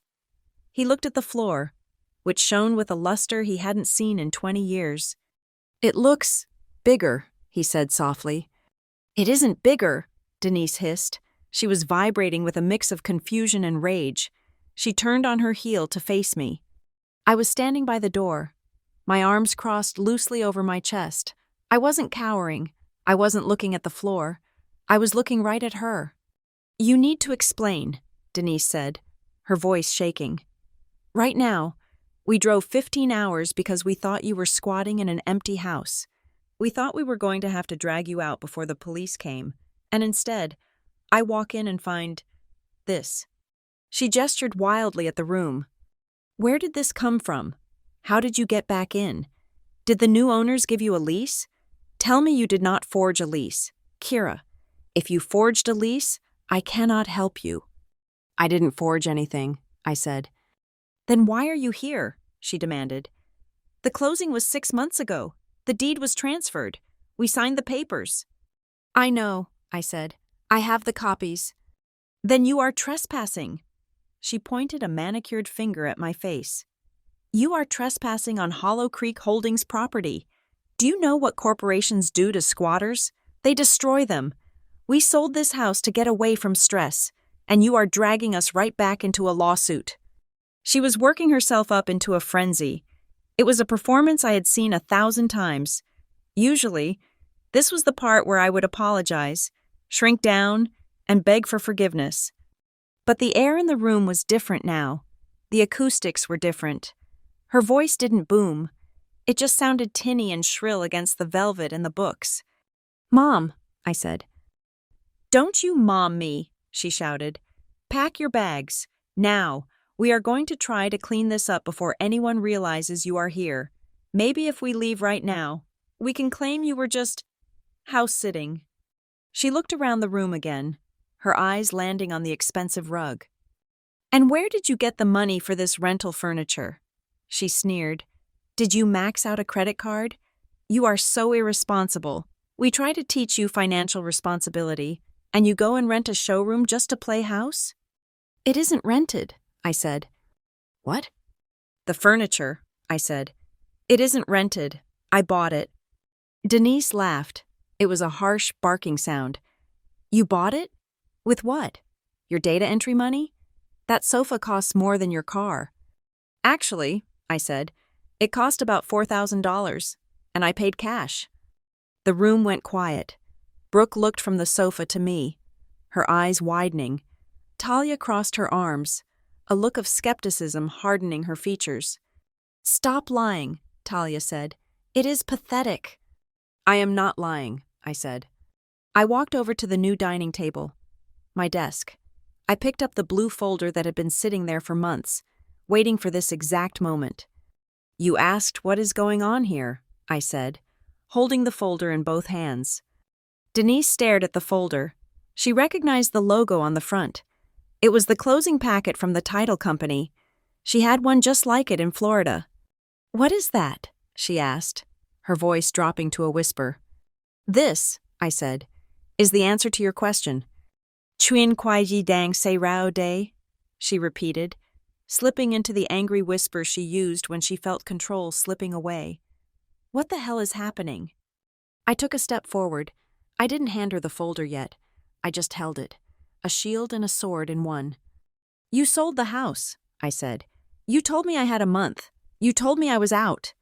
Yes, she cried, because we sold it. You did, I agreed. You sold it to an LLC, a company called Hollow Creek Holdings. Yes, we know that. Denise looked like she wanted to strangle me. Why are you repeating this? Because, I said, you never asked who Hollow Creek Holdings was. Calvin looked up, his eyes locked onto mine. For the first time, I saw a flicker of genuine fear in his expression. He was beginning to understand. Denise, however, was still blinded by her own narrative. It is an investment firm, Marcus told us. Marcus is a lawyer, I said. He represents the investor. So what? So, I said, letting the silence stretch for 1 beat, 2 beats, 3. You should probably know who the investor is. I opened the folder. I pulled out the operating agreement for the LLC. I turned it around so they could see the signature page. There, in black ink, clear as day, was the signature of the sole member and manager of Hollow Creek Holdings, Kira Lawson. What the hell is going on here? Denise asked again, but this time it wasn't a demand, it was a plea. I looked her dead in the eye. I am the investor, Mom. Please, I said, gesturing to the 4 chairs arranged around the new circular dining table. Sit down. It was a command, not a request. For 27 years, the dynamic of this family had been vertical. Denise and Calvin stood at the top, raining down edicts and judgments, while I stood at the bottom, holding the bucket. Today, the geometry had changed. The table was round. There was no head, no foot, and no place to hide. Denise looked at the chair as if it were an electric chair. She let out a short, brittle laugh that sounded like glass breaking under a boot. This is ridiculous, she said, waving her hand at the folder I was holding. You are taking a joke too far. Kira, you printed some fake papers off the internet. You think this is funny? Playing make-believe? Sit down, I repeated. My voice did not rise. It did not waver. It had the absolute, terrifying finality of a closing gavel. Calvin sat first. He sank into the chair, his posture collapsing in on itself. He looked like a man who had been suspecting a diagnosis for months and had finally heard the doctor say the words. Brooke sat next, her eyes darting between me and the folder, looking less like a sister and more like an audience member at a car crash. Talia sat slowly, crossing her legs, trying to maintain an air of skepticism, but her hands were gripping the edge of the table so hard her knuckles were white. Denise remained standing. She was vibrating with the need to control the space. I am not sitting in my own house to listen to your delusions, she snapped. It is not your house, I said. And if you do not sit, you can wait in the car while I explain to Dad why he is currently trespassing. Denise's mouth clicked shut. She looked at Calvin. He didn't look up. He just stared at the grain of the oak table, defeated. She pulled out a chair and sat. I remained standing. "You said I could not afford this house," I began, placing the blue folder in the center of the table. I did not open it. I just let it sit there, a physical weight between us. "You can't," Denise said, her voice regaining some of its sharpness. "You make $40,000 a year entering data. You drive a car with a dent in the bumper. You buy clothes at thrift stores. Do not insult my intelligence. Kira, you cannot buy a $500,000 property. It is mathematically impossible." "It is impossible for the version of me you invented," I corrected her. "But that version does not exist. She never did." "Then explain it," Talia interrupted. "If you are so rich, why did you let us think you were broke? Why did you let Mom pay for the groceries?" "I paid rent," I said, looking at her. "I paid utilities. I paid for my own life. I just didn't pay for yours." Denise reached for the folder. I placed my hand on top of it. "Not yet." Denise pulled her hand back as if she had been burned. She looked at me, really looked at me, and I saw the gears in her head shifting. She was a survivor. My mother, she realized that bluster wasn't working, so she switched to the next tool in her arsenal: manipulation.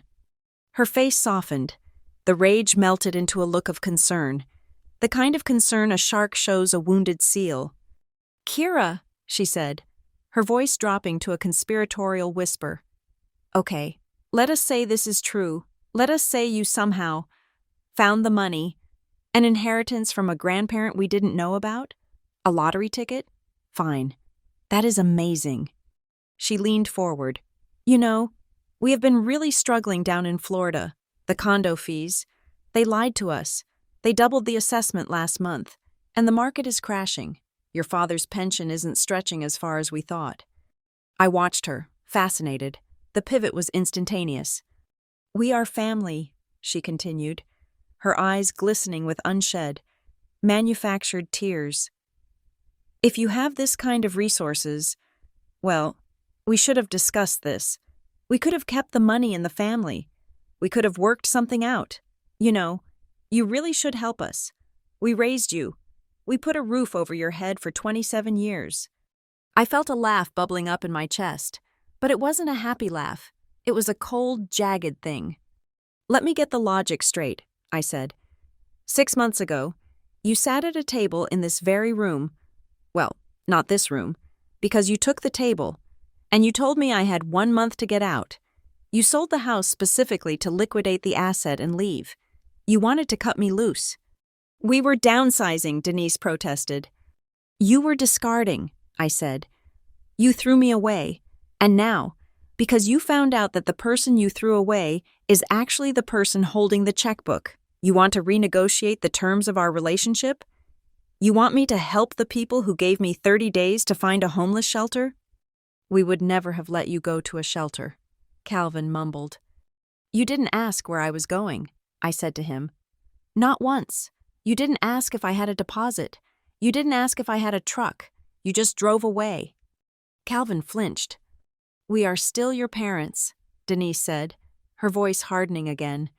"You owe us respect." "I bought you a house," I said. The table went silent. "What?" Brooke asked.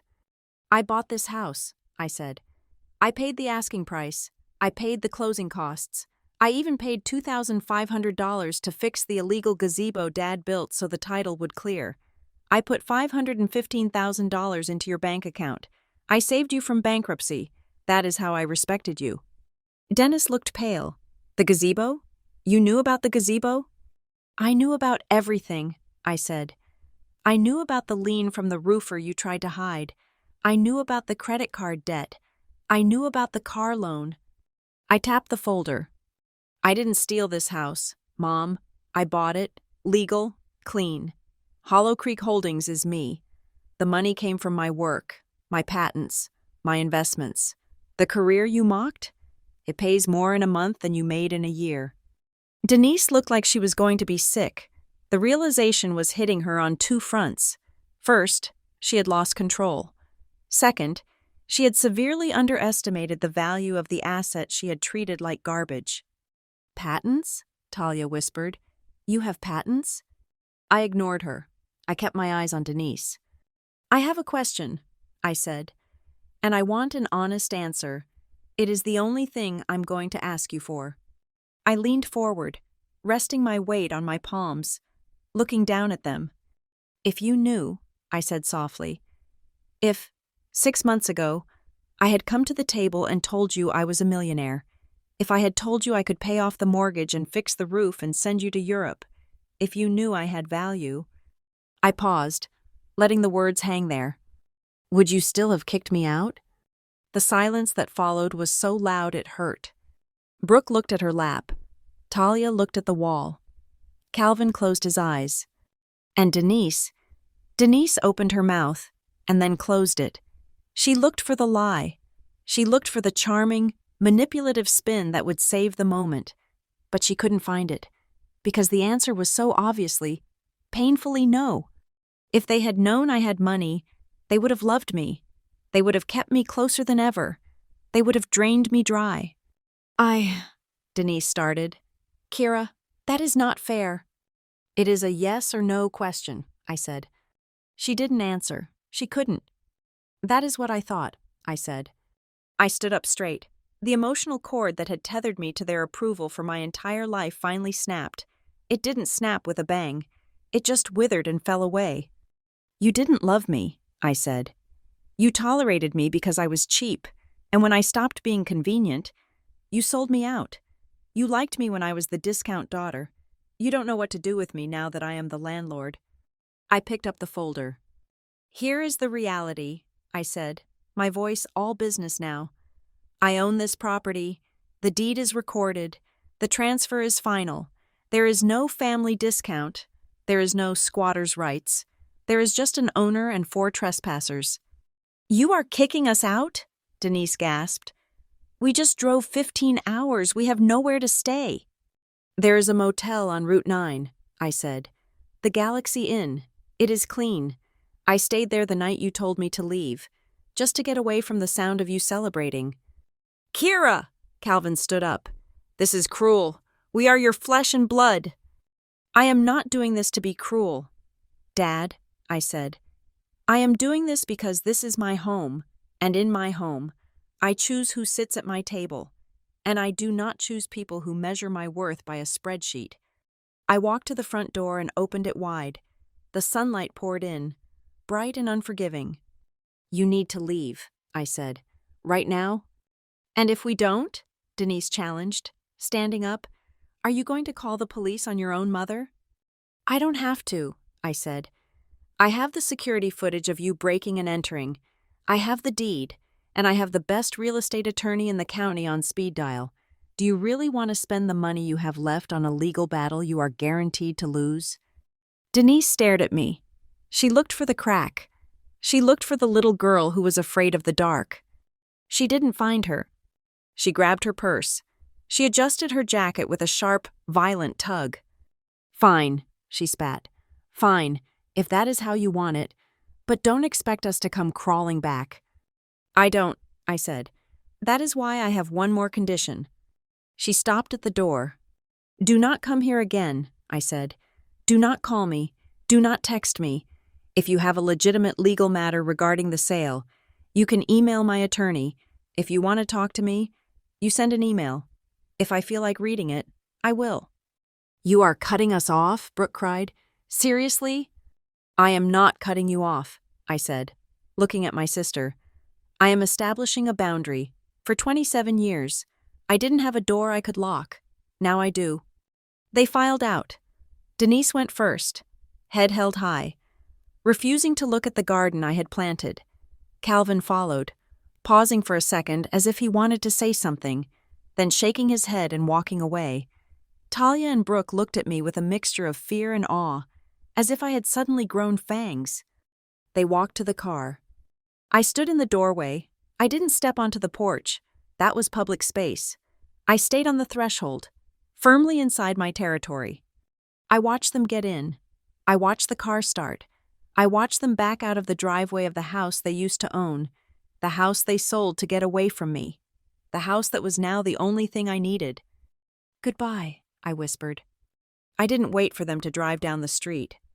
I closed the door. I turned the deadbolt. Click. I leaned my forehead against the cool wood of the door.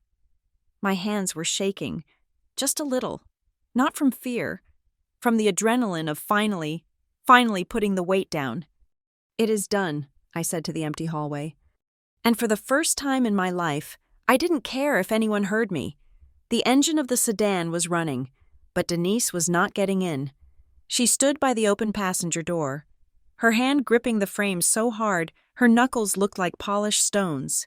The reality of what I had just said, that I was the owner, the landlord, the investor, was settling over her like a suffocating blanket, and her instinct was to fight it off with the only weapon she had left: volume. She slammed the car door shut. She didn't get in. She marched back toward the porch, her heels clicking aggressively on the driveway pavers I had paid to have power washed 3 weeks ago. "No," she said, her voice rising to a pitch that made Mrs. Gable's dog next door start barking. "No, I do not accept this. This is fraud. Kira, this is entrapment." I stood in the doorway, my hand resting on the brass handle.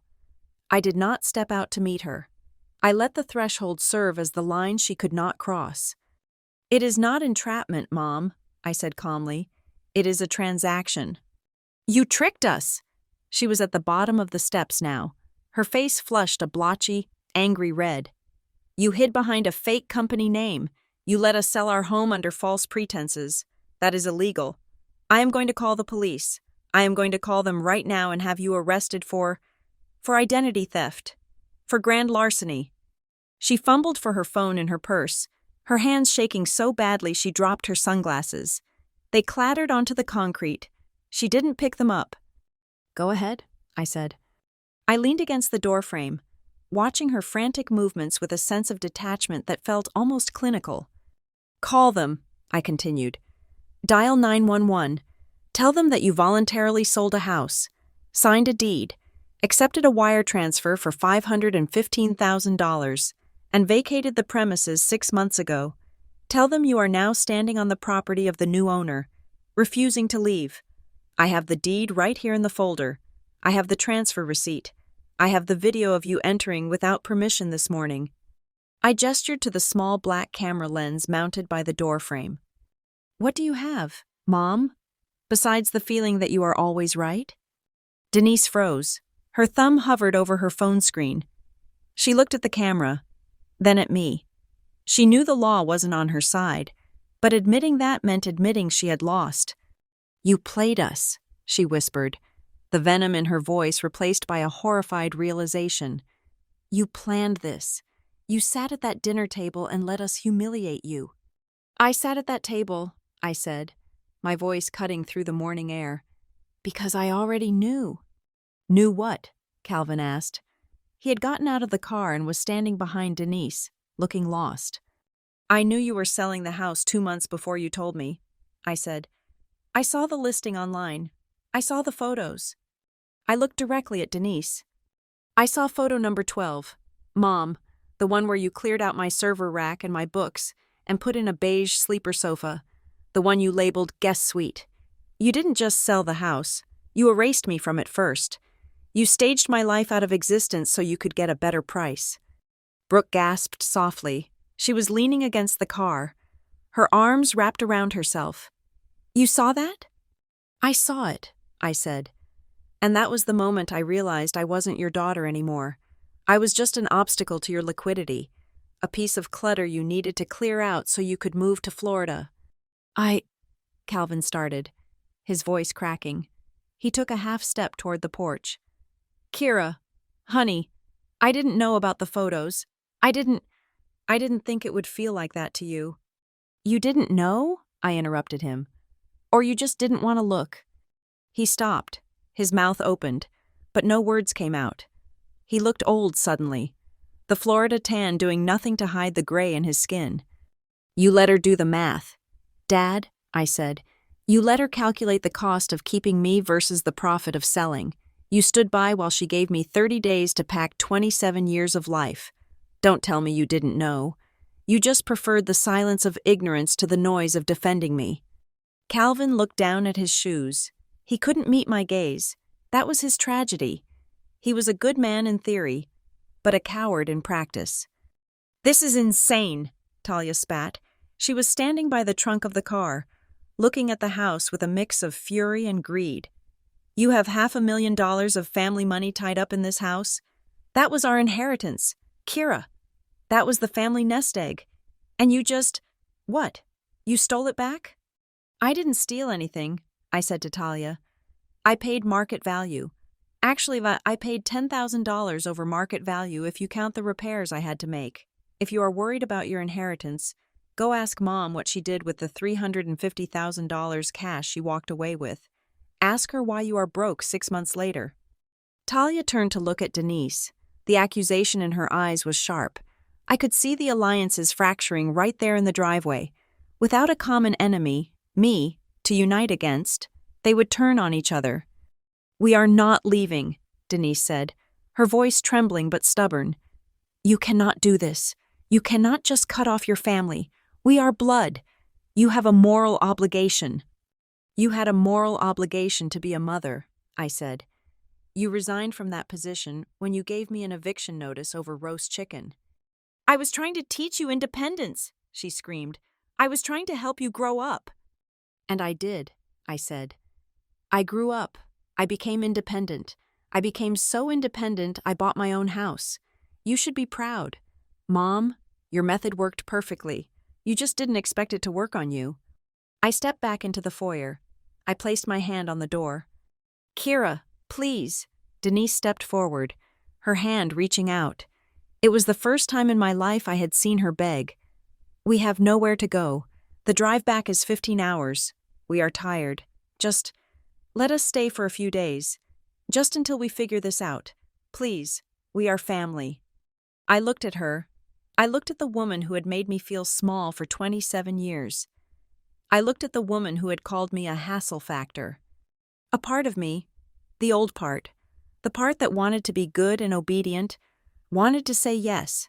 It wanted to open the door, make up the guest bed, and pretend everything was okay. But then I looked past her. I looked at the living room behind me. My living room, my sanctuary. If I let them in now, even for an hour, the spell would break. The air would turn toxic again. They would criticize the paint. They would judge the furniture. They would fill the silence with their noise. "I am not cutting off the family, Mom," I said. "Then let us in." "No," I said softly. "I am not cutting off the family. I am cutting off your right to hurt me." I didn't slam the door. I didn't need to. I closed it firmly, with a deliberate, steady pressure. The heavy wood clicked into the frame. I turned the deadbolt. Thunk!